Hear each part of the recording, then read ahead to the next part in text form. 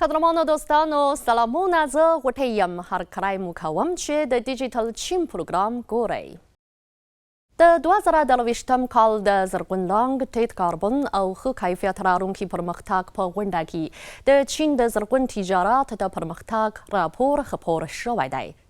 دغه راپور د چین د سوداګرۍ وزارت د نړیوال تجارت او اقتصادي همکاریو د څیړنیزې اکاډمۍ لخوا وړاندې شوی او د تیرو 10 کلونو په درشل کې په دغه هیواد کې د زرغون تجارت د پرمختګ د څیړنې نتیجه پکې وړاندې شوې ده.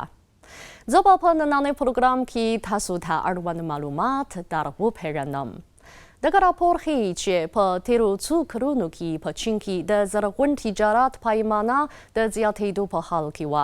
له 2014 کال څخه تر 2022 کال پورې د چین د زرغون تجارت د کاراني زیاتوالي منځنی اندول 3.18% ښودل شوی چې دغه پيمانه په نړیوالې پيمانې کې 2.3 زیاتوالی ښیي.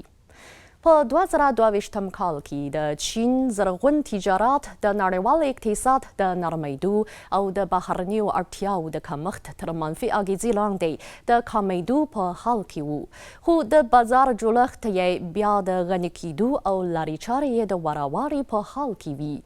اوس مهال د زرغون تجارت پرمختګ د نړیوال کیدو بهیر له شاتګ او ځینو نورو ستونزو سره مخ دی. له 2014 کال څخه تر 2022 کال پورې په نړۍ کې د چاپیریال ساتنې تولیداتو د وارداتو او صادراتو اندازه ورو ورو د زیاتېدو په حال کې وه او د هر کال د زیاتوالي منځنی اندول یې په سرو کې 0.58 ښودل شوی دی.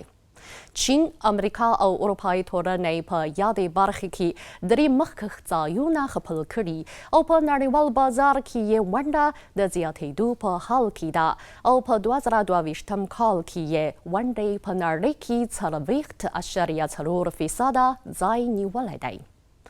راپور وایي د نړیوال اقتصاد او سوداګرۍ د ټیټ کاربن لرونکي عقیده د نړیوال سیاست، اقتصاد او ټولنې د پرمختګ لپاره یو مهم مطلب ګرځېدلی او د بېلابېلو خواوو پاملرنې یې راجلب کړي دي.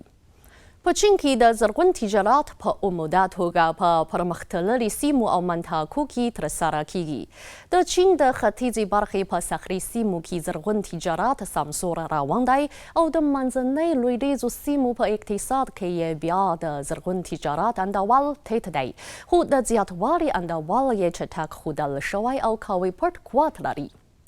درانو دوستانو، نننی پروګرام په همدې ځای پای ته ورسید. ستاسو د کامیابۍ او خوشحالۍ په هیله.